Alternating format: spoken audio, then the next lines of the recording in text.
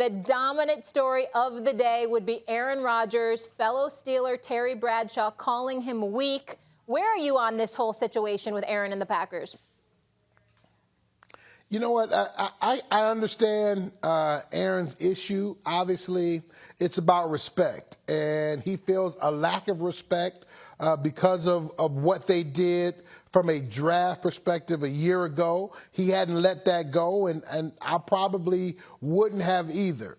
So I understand where he is, and we're in a different age now where it used to be, you know, you didn't really say much. You kind of handled your business. And when you became a free agent, you said, hey, I want to leave or I want to go. Now, players are starting to flex their muscle a little bit more and really kind of dictate terms to the organizations. And so now you've got Aaron wanting to go. And I think it's going to be a stalemate because I don't think the organization wants him to go because obviously the young guy is not ready to go behind him. In love. Jerome Bettis, man, you played in the league a long time and you know the game. And when you speak to a lack of respect that has been accorded to Aaron Rodgers, can you give our audience specifics when players, and I'm not talking about Aaron Rodgers specifically, I'm just talking about in general. When an NFL player is talking about a respect or lack thereof, what are the kind of things that they're alluding to where money is never just shoved aside? It obviously matters, but it's not just about money. It's about these other things. What are those other things? So the other things, the first thing is Aaron Rodgers, what he has done for the organization, right? That allows him a little bit of latitude in terms of some of the things that has been afforded to him in terms of the conversations that he has with the coaches, some of the plays that's being called in terms of things that he likes. But most importantly, when there's a situation in a draft and you know that you're looking at a quarterback, you give that quarterback that has gotten a lot of leverage, if you will, in the organization. You give him a phone call and you say, hey, this is what we're going to do. You may not like it, but this is our plans. This is what we want to do. This is a long-term opportunity, and this is the business side of football. That's all you have to do. And as a player, he's going to understand it. He's going to say, you know what, I don't agree with it, but I understand if this is what you want to do, okay, I'm fine with it. And now when they make that phone call and your family calls you like, hey, what's going on? You could say, yes, I had a conversation. This is a decision that they made. Hey, I don't agree with it, but hey, I'm going to go with it. I was in a situation like this, with Brett Favre, such and such. But because you did not make that phone call, now I feel that, okay, I'm not part of the franchise in terms of a buy-in, right? You're not considering me part of the future.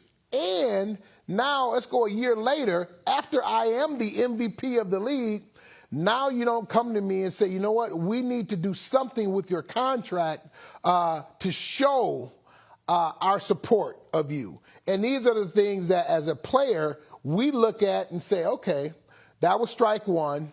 I'm not going to get you to strike three. Here's strike two, and now I'm done.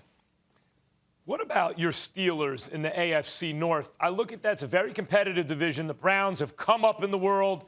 The Bengals just got a real crime partner for Joe Burrow if he can stay upright. Obviously, the Ravens every single year. And your Steelers last year had a real problem on the offensive line. Now, you go get Najee Harris, and you should think that would help the running game. But given Roethlisberger at this point in his career, given the offensive line, given Pouncey's retirement, did they do enough to take the AFC North, against the Browns and the Ravens especially? I think when you look at the Steelers in this division, everybody has gotten better around them. But you have to remember that the Steelers were the gold standard of the division. So, yeah, everybody got better because they needed to. The Steelers needed to get better in a specific area, and I believe they got better. From an offensive perspective, they were one-dimensional. But guess what? We saw for 11 weeks that one-dimensional was good enough to win football games. It wasn't good enough to win playoff games. It wasn't good enough to beat the better players, the better teams, rather. So now what do? They go out, they get the running back, they re-emphasize the running game, which they needed to do because a Steelers team that finishes last in yards per game, that is ridiculous. It shouldn't ever happen. And so now they refocus on the running game. They change that piece. The defense was playoff championship caliber already. Now you ask Ben Roethlisberger to only throw the football 20 to 25 times. All of a sudden, now you have a championship offense to go with a championship defense. Now you have a chance because these other teams are going to be really good, but now you are still the gold standard in the division. Absolutely. Black and gold standard. Yeah. I want to transition to you, though, Jerome. What are you doing with SkillsUSA National Signing Day? Tell us about this. Well, I'm here with 84 Lumber, and we're really trying to shine a light on SkillsUSA National Signing Day. And the whole idea and the concept is much like in sports, we have a National Signing Day to showcase all these student athletes. Now we want to showcase these students that are going into a skilled trade. And now we can give them that support, shine a light, and show that this is a industry that is in huge demand for those skilled trades. And if we can show them that, then there's going to be some kids that maybe don't want to go to college. This is another avenue for them to look at a very lucrative career that they can go into using their hands and be very successful. And this is a skill that they can take with them for the rest of their life, and they can take it in any city, any state in America, and they can get a job. Thanks for watching ESPN on YouTube. For live streaming, sports, and premium content, subscribe to ESPN+.